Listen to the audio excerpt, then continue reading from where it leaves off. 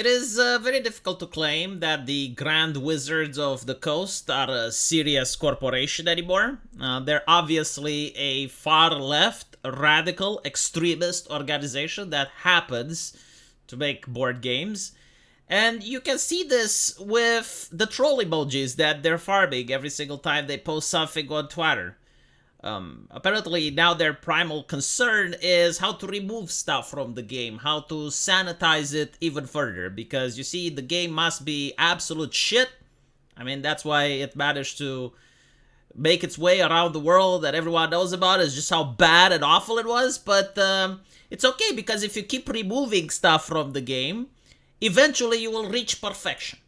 So it's the audacity of the people that work at the company that have absolutely nothing to do with the original creators. And in their insane audacity, they believe that they can actually make a better product just by removing stuff that existed. Now, some people will wonder, like, why does it matter? Well, it matters for two things. Like, number one, the argument that people use is that you can still play Dungeons and Dragons at home any way you want. And that is true, you know, they can never take that away. Like, as long as you have a Dungeons & Dragons edition that's, you know, the same one that you played as a kid, and you have some friends to play it with, then definitely they can't remove that.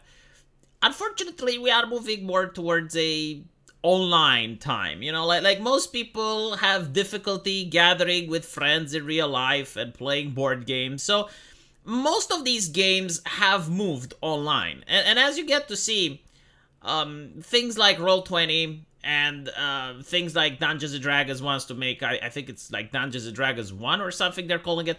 But basically, like, they want an online-only model. So if you want to play Dungeons & Dragons, you can, but you're going to do it online. And then it's going to be their system, right? Like their TOS and their shit.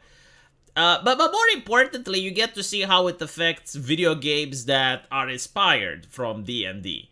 Most of them are actually doing the whole bullshit that, oh, well, orcs aren't evil anymore, we don't have evil races, we're going to remove the alignment system. So like, a lot of the nonsense that they're pushing is definitely something that we get to see in game, even though most players disagree with it. But the worst thing is, and this is the number two, right? Like, if most of their resources are invested to catering to a very fringe minority of people, they're not actually dedicated to creating a good game. I mean, I've looked at what's coming out. I haven't seen any interesting spells, any interesting feats, any interesting classes. Like, the most things that they're adding is like nonsense like this. It's almost like this is their main focus. This is their primary concern. Like what else do we remove?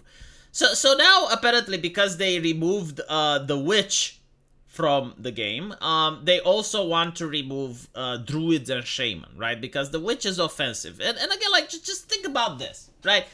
What is more offensive? Like, if you genuinely are that fucking concerned that your video game, or sorry, your board game is offensive, magical spells, it offends the people in China, it offends Christians. I mean, when I grew up, there was like a big controversy with D&D being satanic and shit, right? The depiction of angels is incredibly offensive. Are you going to remove those as well? Like, are you just going to stop making a video game?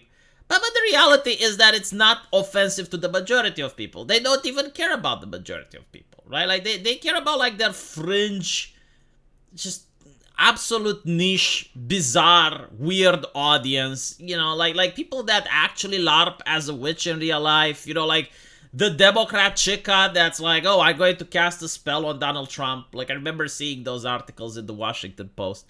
And it's those people that they don't want to offend, you know. Again, like, those people probably don't even play Dungeons and Dragons. Like, they probably don't even buy the game. And then it's like the thing, like, look, if art can't be offensive, then what's the fucking point? Like, I remember growing up with South Park, and South Park was offensive as fuck. Like, you had children getting violated in the second episode, I think. It was like Eric Cartman getting his ass probed by aliens. Right? There's like a child getting butsieks on mainstream fucking television. And that was great. Like, that was an amazing thing. Like, everyone knows South Park. Everyone around the world knows South Park, and it was because it was offensive. It was doing stuff that was horrifying. Literally their first episode. is it shows Santa Claus fighting against Jesus Christ, and they're throwing ninja stars, and I think Santa kills Kenny, right? Like a child gets killed in the TV show. And again, like, that was what was great. It was the fact that it was offensive. And seeing people getting offended over something harmless was part of the joke. Because that was it, you see all the people clutching and like, oh my god, how can they show this? Oh my god, how can they say this? And they were the butt end of the joke. And because of that, people watch South Park. It's like, oh, you don't want me to watch South Park? Then fine, fuck you, I'll watch South Park. And ironically, it was the same with Dungeons and Dragons. Like, during the Satanic Panic, it was the exact same thing. Like, oh my god, that's so offensive. Oh, you mean you can summon devil? You can have sex with a succubus? Oh no. And then it's the devil. And it's like, oh, so you don't want me to play Dungeons and Dragons. Like, fine, I'll play more. Like, it was that thing with edginess. Now you're just making something that's for everyone. And when something is for everyone, it's actually for no one. Like, I genuinely, like, do not even understand why there isn't an edgy culture anymore. Like what exactly do you want to do now if you're a teenager and you want to be edgy, huh? No, like, legit question. What do teenagers do? Because I know when I was a kid, like, we would listen to goth music. There was heavy metal. Dungeons and Dragons was definitely problematic. Like we did all these things, right? We watched South Park. But, like, what do edgy teenagers do nowadays? Like, unironically, like, legit question. What is considered edgy? Huh? By today's standards, I mean. Remember, like, I used to go with a couple of friends in the graveyard. We're going into the graveyard. Why? Because people didn't like it. But it was fine in the graveyard. It was like a park. It was really chill. But anyway, right, so the whole thing with Dungeons and Dragons, like, I remember there were movies that were trying to criticize it. Like, there was, like, this bizarre movie that insinuated that if you play Dungeons and Dragons, you become a murderer. I don't know the name of the movie, but it was, like, the most bizarre shit, and that created part of the panic. And back then, Dungeons and Dragons still strong, right? Like, they didn't care. It's like, dude, it's a board game. Fuck off. But now, they read Twitter constantly, and the moment the chucklehead complains, they're immediately freaking out, and they're like, oh my god, well, we need to censor this, we need to censor that, we can't say this, we can't say that. And again, it's this, like, authoritarian mentality where they get to think that they can dominate what the players do. And the whole purpose of Dungeons and Dragons is for people to create their own stories. It shouldn't be up to them to like, do these things, right? Like, remove parts from the game just because it's insensitive.